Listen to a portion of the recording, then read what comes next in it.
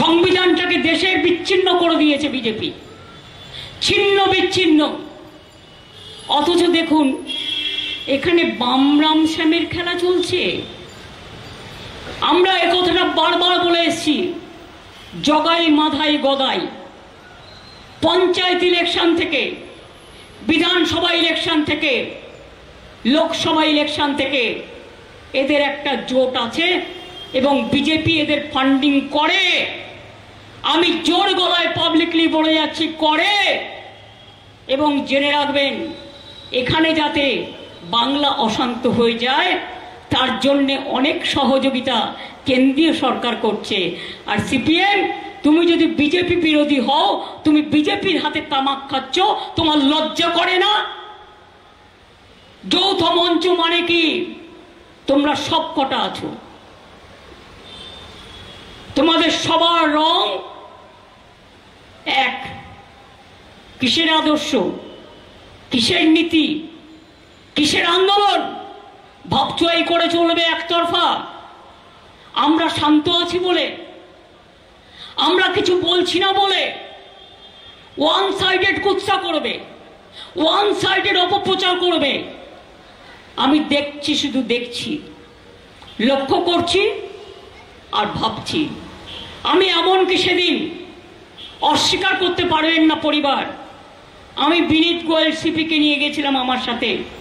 যদি বাবা মার কোনো সন্দেহ থাকে তাদের থেকে তার কথা শুনবার জন্য আমি প্রায় 1 ঘন্টা ছিলাম। আমি এটাও বলেছিলাম যে দেখুন, আমাদের একটা কর্তব্য আছে, মেয়েটি তো আর ফিরে আসবে না, ওর নামে যদি আপনারা কিছু করতে চান করতে পারেন, যা টাকা লাগবে আমি দেব। একটা কম্পেনসেশন, যারা বলছেন কম্পেনসেশন দেওয়ার কথা তাদের বলে রাখি, এটা আমার বলা আছে। হ্যাঁ, আমরা 10 লক্ষ টাকা তো দিতেই পারি পরিবারকে, কিন্তু ওর মা যেটা আমায় বলেছে, I must be very clear যে আগে মেয়ের বিচার হোক, তারপরে আপনাকে বলবো। ওনারা এটা বলেছেন আমায়, আমি জাস্ট কোট করছি। খুব ভালো লাগলো ডাক্তারের মায়ের কথাটা শুনে, খুবই ভালো লাগলো যে উনি পরিষ্কার বলে দিয়েছেন ওইসব না, আগে মেয়ের বিচারটা হোক, মেয়ের উপরে যেটা হয়েছে তার বিচারটা আগে চাই, ওইসব কথা না। পরিষ্কার মুখ্যমন্ত্রী যে অফারটা দিয়েছিলেন সেটাকে ফিরিয়ে দিয়েছেন ডাক্তারের মা, এবং সেটা উনি নিজেই বলছেন। মানে মুখের উপরে ঝামাটা ঘষে দিয়েছেন মা।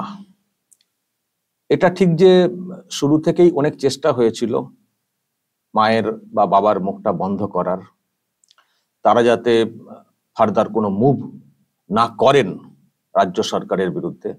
অনেক চেষ্টা হয়েছিল। যেদিন ঘটনা ঘটেছিল সেদিনই একেবারে সকাল সকাল ফোন করেছিলেন মুখ্যমন্ত্রী, ফোন করেছিলেন, মায়ের সঙ্গে কথা বলেছেন বা বাবার সঙ্গে কথা বলেছেন, ফোন করেছিলেন। তারপরে যখন বিষয়টা বেগতিক হয়ে যাচ্ছে, মানে উনি হয়তো ফিল করেছেন যে মুভমেন্ট খুব স্ট্রং হয়ে যাচ্ছে, মানুষজন রাস্তায় নামতে শুরু করে দিচ্ছেন, ওদিকে আবার বাংলাদেশের ভয়টাও আছে, ছাত্র আন্দোলন কি স্ট্রং হতে পারে হয়তো সেই ভয়টাও আছে, তো চলে গিয়েছিলেন পুলিশ কমিশনারকে সঙ্গে নিয়ে, বিনীত গোয়েলকে সঙ্গে নিয়ে বাড়িতে চলে গিয়েছিলেন। কিন্তু বাড়িতে কেন গিয়েছিলেন আজকে আরো পরিষ্কার হয়ে গেল। প্রস্তাব দিয়ে, অফার দিয়ে, যাতে পরিবারের কোনো ক্ষোভ না থাকে, পরিবারের লোক যাতে অন্য কোনো দিকে মুখ না খোলেন, বা আরো সব এজেন্সির যে দাবি উঠছে সেই সব নিয়ে তারা যাতে কোনো দাবি না করেন, সেই জন্য চলে গিয়েছিলেন। ওই বললেন না যে আমি 1 ঘন্টা ছিলাম, পুলিশ কমিশনারকে নিয়ে গেছিলাম শোনার জন্য। আসলে শোনা মানে কি? শান্ত করা। আপনাদের কি বক্তব্য আছে, কাউকে কি মানে কারো প্রতি কোনো সন্দেহ আছে কিনা, এগুলো শোনা মানে মানুষের ক্ষোভকে প্রশমিত করা, শান্ত করা, এই হচ্ছে উদ্দেশ্য। এবং দেখানো, দেখো আমি কত উদ্যোগী। আর সেই সঙ্গে যেটা করেছিলেন, অফার দিয়েছিলেন, বলছেন যে অনেকে বলছেন কম্পেনসেশন আমি দিয়েছি, সেটা ওনাকে বলতে হবে না, উনি আগে থেকেই অফার দিয়ে দিয়েছেন। 10 লক্ষ তো দিতেই পারি, 10 লক্ষ দিলেই হয়ে গেল। জীবনের মূল্য 10 লক্ষ। একজন ডাক্তারকে, যাকে তার বাবা মা ছোট থেকে অনেক স্বপ্ন নিয়ে মানুষ করেছেন, তাকে ওইভাবে খুন হতে হলো, খুনের আগে ওই রকম নির্যাতন, পাশবিক, আর তার মূল্য নির্ধারণ করছেন 10 লক্ষ টাকা ক্ষতিপূরণ, কম্পেনসেশন 10 লক্ষ দিলেই ব্যাস আপনি একেবারে বিরাট হয়ে গেলেন, বিরাট পাশে থেকে গেলেন। 10 লক্ষ আমি দিতেই পারি, বাপরে বাপ, দিতেই পারি। যা দেবেন সেটা তো সরকারের থেকে দেবেন, আপনার তো টাকা না, আপনার ছবি আঁকার টাকা না। সেটাকেই আবার এমন ভাব দেখাচ্ছেন 10 লক্ষ তো দিতেই পারি। ফলে দর্শক এটুকু পরিষ্কার যে পরিবারের মুখটা বন্ধ করার জন্য চেষ্টা করেছিলেন দিদি, এবং যাতে বিষয়টা ওই অল্প বিষয়টার মধ্যে মানে চাপা পড়ে যায় সেই চেষ্টা করেছিলেন। কিন্তু মানে কুর্নিশ জানাতে হবে সহশিক্ষক যারা, সহপাঠী যারা, যারা মানে ছাত্র সমাজ, তাদেরকে, তারা কিন্তু এইটাকে ধামাচাপা দিতে দেননি। তারা প্রতিবাদ করেছেন, অবস্থান করেছেন, গর্জে উঠেছেন। এবং কলকাতা হাইকোর্টে মামলাও হয়েছিল, সেখানে অনেক মানুষ মামলাও করেছিলেন। সব মিলিয়ে এই মুহূর্তে উনার পুলিশের হাত থেকে তদন্তভার চলে গেছে সেন্ট্রাল এজেন্সির হাতে। ফলে উনি কিন্তু অনেক চেষ্টা করেছিলেন একটা ছোট্ট ব্যাপারের মধ্যে গন্ডি বেঁধে দিয়ে বিষয়টাকে ধামাচাপা দেওয়ার, যেমন অন্যান্য ক্ষেত্রে চেষ্টা করেন, কিন্তু করতে পারেননি। পরিবারের লোকরাও যেমন ওনার অফারকে গ্রহণ করেননি, তেমনি যারা আর কি অন্যান্য ডাক্তার, স্টুডেন্ট, ছাত্র সমাজ, আমি যেটাকে একেবারে বলছি শব্দবন্ধ হিসেবে, তারা যেভাবে গর্জে উঠেছেন চাপা দিতে পারেননি। আজকে এই ঘটনার জন্য দেশ কেন, শুধু দেশের বাইরেও অনেক জায়গাতে কিন্তু প্রতিবাদ হয়েছে, এবং এই রাজ্যে যা চলছে সেই সম্পর্কে প্রতিবাদে অনেকেই গর্জে উঠছেন। এবং এখন মানুষ একটা কথাই বলছেন, এই দফা সেই দফা আর না, আমাদের আর 20 দফা 20 দফা কোনো দাবি নেই। দফা 1, দাবি 1, মমতার পদত্যাগ। এই হচ্ছে এখন মানুষের বক্তব্য। এবং দর্শক শুরুতে শুনলেন, আমি নির্লজ্জপনা দেখেছি অনেকের, ওনারও দেখেছি এর আগে, কিন্তু এত নির্লজ্জপনা আমি এত দেখিনি। আমি এই জন্য আজকে এতটা জোর দিয়ে বলছি যে এত নির্লজ্জপনা। দেখুন, এইরকম একটা ঘটনা ঘটেছে, খুবই সেন্সিটিভ ব্যাপার। এইরকম একটা ঘটনা ঘটেছে, খুবই সেন্সিটিভ ব্যাপার। রাজ্য, দেশ, বিদেশ, বিভিন্ন জায়গা থেকে মানুষজন গর্জে উঠছেন, প্রতিবাদ করছেন, নানানভাবে প্রতিবাদ করছেন। দেশের অন্যান্য মেডিকেল কলেজে প্রতিবাদ হচ্ছে, দেশের বাইরেও প্রতিবাদ হচ্ছে। সুশীল সমাজের, ওদের কথা বাদ দিন, ওই বুদ্ধিজীবীদের কথা বাদ দিন, অ্যাকচুয়াল যারা বুদ্ধিজীবী, বিদ্বজন, তারাও অনেকে দেখছেন আপনারা মুখ খুলছেন, কথা বলছেন। এইসব হচ্ছে মানুষ এবং সাধারণ মানুষের মনের মধ্যে একটা এ হয়ে গেছে, এটা নিয়ে একটা বিরাট আঘাত করেছে বলা যায়। তারাও গর্জে উঠছেন। এবং আজকে তো আপনারা জানেন, আজকে একটা প্রোগ্রাম রয়েছে রাত্রি 11:55 থেকে রাজ্যের বিভিন্ন প্রান্তে রাত দখল করো, মেয়েদের প্রোগ্রাম, মেয়েরা আজকে রাত দখল করবেন। তো এতটাই সেন্সিটিভ একটা ব্যাপার, মানুষের মধ্যে এতটাই বিষয়টা নাড়া দিয়েছে। তো তার মধ্যে মুখ্যমন্ত্রীর ভাষণ শুনছেন, কথা শুনছেন, আপনারা তো পুরোটা শোনেননি, আমি তো খানিকটা শোনালাম। পিত্তি জ্বলে যাবে, গ্রাম বাংলার কথা বলছি, পিত্তি জ্বলে যাবে, গা জ্বালা করবে, এমন ভাবে বক্তব্য রেখেছেন। ভাবছিলাম শুনতে শুনতে, কি মুখ্যমন্ত্রী, ইনার নাম মমতা, মিনিমাম মমতা নেই? এইরকম একটা ঘটনা ঘটেছে, অনেকেই প্রতিবাদ করছেন, এমনকি ওনার দলেরও কেউ কেউ দেখছি প্রতিবাদের পক্ষে কথা বলছেন, কেউ কেউ, তার মধ্যেও নাটক থাকতে পারে, সেটা অন্য বিষয়। কিন্তু যাই হোক, প্রকাশ্যে অন্তত শুনতে দেখতে পাচ্ছি। সেখানে একজন মুখ্যমন্ত্রী হয়ে বিষয়টাকে এখন সিপিএম, বিজেপি, জগাই মদাই মঞ্চ এইভাবে গুলিয়ে দিচ্ছেন, এবং সেই ঘুরিয়ে হুঁশিয়ারি দিচ্ছেন, থ্রেট করছেন কার্যত। চুপ করে আছি, দেখছি, ভাবছি, দেখে নেব, উল্টো পাল্টা। আবার মিডিয়াকেও আজকে দুষেছেন, মিডিয়াকে কন্ট্রোল করছে বিজেপি, যেমন যেমন বলছে তেমন তেমন দেখাচ্ছে। আমি ভাবছি, কি নির্লজ্জ, এত বড় একটা ঘটনা। আরে যদি আমার কিছু বলার না থাকে, চুপ করে বসে থাকি, একটা দুটো দিন, এক সপ্তাহ চুপ করে বসে থাকি, মানুষের মনের মধ্যে যে ক্ষোভ তৈরি হয়েছে সেটা বেরিয়ে যাক। অ্যাটলিস্ট আমার উচিত হবে, আমি যখন এটা সামালতে পারিনি, আমি যখন সঠিক করে তদন্ত করতে পারিনি, এতগুলো দিন চলে গেল একজন সিভিক ভলান্টিয়ারকে ধরে বসে, আমি যখন ছাত্র সমাজের আস্থা পূরণ করতে পারিনি, আমি যখন ওই রকম একটা নির্লজ্জপনা কাজ করে ফেলেছি, আরজি করের প্রিন্সিপালকে আরেকটি মেডিকেল কলেজে ট্রান্সফার করে দিয়ে, যেটা নিয়ে কলকাতা হাইকোর্ট ভীষণ সোচ্চার হয়েছিল এবং থাপ্পড় মেরেছে, তো মিনিমাম লজ্জা, চক্ষু লজ্জাতেও তো চুপ করে দুদিন তো বাড়িতে তো বসে থাকা দরকার ছিল, কোনো কিছু কথা না বলে চুপ করে তো বাড়িতে তো বসে থাকা দরকার ছিল। সেটা না করে আবার গলাবাজি, আমার গলাবাজি, এটার মধ্যে আর পলিটিক্যাল রং জুড়ে দিচ্ছেন। চক্রান্ত, কিসের চক্রান্ত? একজন ডাক্তারকে রেপ করে খুন করা হয়েছে, এটা বিজেপি সিপিএম এর চক্রান্ত বলতে লজ্জা লাগে না? এটা হাসপাতাল চত্বর হয়েছে, মেডিকেল কলেজ চত্বর হয়েছে, এটা সিপিএম বিজেপির চক্রান্ত। ছি ছি ছি ছি ছি ছি ছি, সবেতেই চক্রান্ত। একটা ঘটনা ঘটেছে, সেটা নিয়ে মানুষ মুভ করবেন না? পলিটিক্যাল পার্টি যারা আছে, বিরোধী দল, তারা মুভ করবে না? সেটা চক্রান্ত হয়ে যাচ্ছে, বাংলাকে ভাগ করার চক্রান্ত, বাংলাতে অশান্তি পাকানোর চক্রান্ত হচ্ছে। মানে শুধু লজ্জার, মানে কি বলবো, লিমিটকে ক্রস করে যাচ্ছেন এই মুখ্যমন্ত্রী, সমস্ত লিমিটকে ক্রস করে যাচ্ছেন। আমি তো বলবো, আজকে যে বক্তব্য রেখেছেন এই মুখ্যমন্ত্রী, এবং রাতে যে প্রোগ্রামটা হওয়ার কথা, এর ইফেক্ট পড়া উচিত। যে এই ঘটনা ঘটার পরেও আজকে মুখ্যমন্ত্রী যেভাবে কথা বলেছেন, যারা প্রতিবাদ করছেন তাদের সম্পর্কে যেভাবে সব ইঙ্গিত করেছেন, পলিটিক্যাল রং জড়ার চেষ্টা করেছেন, এবং যে ঘটনা ঘটেছে সেটাকে যেভাবে কার্যত লঘু করে দেওয়ার চেষ্টা করছেন, এর প্রতিবাদে আমাদের আরো আরো আরো বেশি করে গর্জে ওঠা উচিত। আজকে যে প্রোগ্রামটা হতে চলেছে রাত দখল, মেয়েদের, বাংলার মেয়েদের, তাদের রাত দখল করে গর্জে ওঠা উচিত, এবং সকলের এক বাক্যে একটা কথা বলা উচিত, বাংলার এই মেয়েকে আমরা চাই না, বাংলার এই মেয়েকে আর আমরা বাংলায় চাই না, বাংলার এই মেয়েকে আমরা আর বাংলায় চাই না। এই কথাটা বলতে হবে, এই কথা বলতে হবে, এবং আগামী দিনে আরো বেশি বেশি করে এই আওয়াজটা তুলতে হবে। দর্শক দেখবেন, আর একটা কথা, ঘটনা এটা ঘটেছে, মানুষজন প্রতিবাদ করছেন, রাস্তায় নামছেন, যাদের খারাপ লেগেছে তারা রাস্তাতে নামছেন। আবার উনি কি কর্মসূচি আজকে ঘোষণা করেছেন শুনবেন? হলো এইরকম ঘটনা, সাধারণ মানুষ, বিরোধীরা খুবই স্বাভাবিক, তারা সোচ্চার হচ্ছেন, প্রতিবাদ করছেন। তো সেটাতে উনি আবার 17 তারিখ থেকে পাল্টা কর্মসূচি ঘোষণা করে দিয়েছেন, পাল্টা কর্মসূচি ঘোষণা করে দিয়েছেন। আমি আপনাদেরকে শোনাই, ভাবুন, মানুষজন প্রতিবাদ করছেন, এখানে উনি আবার ঘুরিয়ে, মানে সেই এরা বড় গলা বলে একটা কথা আছে না, যে অমকের বড় গলা, ঘুরিয়ে উনারা আবার গলাবাজি করার জন্য একটা কর্মসূচি ঘোষণা করে দিয়েছেন। ভাবুন শুধু, হতে পারে ভয়ে করছেন, এটাও হতে পারে। আমি আপনাদেরকে একটু শোনাবো যে কর্মসূচি ঘোষণা করেছেন 17 তারিখ থেকে গলাবাজি করে। আমি আপনাদেরকে জাস্ট ওই অংশটা একটু দর্শক শোনাবো, শুনুন কি কর্মসূচি ঘোষণা করেছেন। 17 তারিখ বেলা 2টো থেকে 4টে পর্যন্ত সব ব্লকে, সব ওয়ার্ডে তৃণমূল কংগ্রেস বাম রামের চক্রান্ত, বাংলায় অশান্তি করার জন্য তাদের বিরুদ্ধে আমাদের মিটিং আন্দোলন হবে। আর 18 তারিখ প্রতি ব্লকে ধর্ণা হবে, সকাল 10টা থেকে 6টা পর্যন্ত।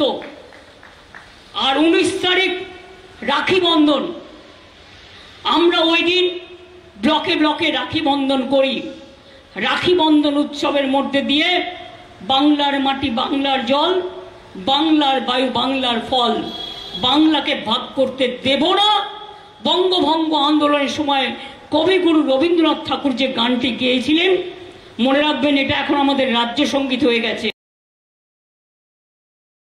ফালতু আর শুনতে ভালো লাগে না।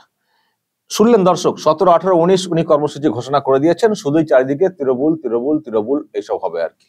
এটা মানে কি? এটার মানে হচ্ছে যে মুভমেন্ট, যে ক্ষোভটা তৈরি হয়েছে সেটাকে চাপা দেওয়া, আর নিজেদের শক্তিটাকে দেখানো, দেখো আমাদের সঙ্গে এত লোক রয়েছেন, সুতরাং বেশি ভয় দেখিও না।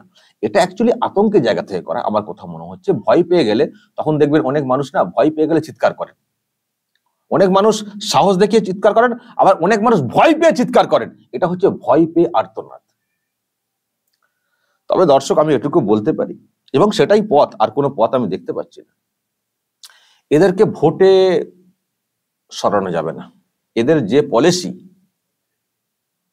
আর আমাদের এখানকার যা ইকুয়েশন, এদেরকে ভোটে সরানো যাবে না। কিন্তু এরা এই রকম অরাজকতা চালিয়ে যাবেন, এরা রাজ্যকে আরো আরো রসাতলে পাঠাবেন।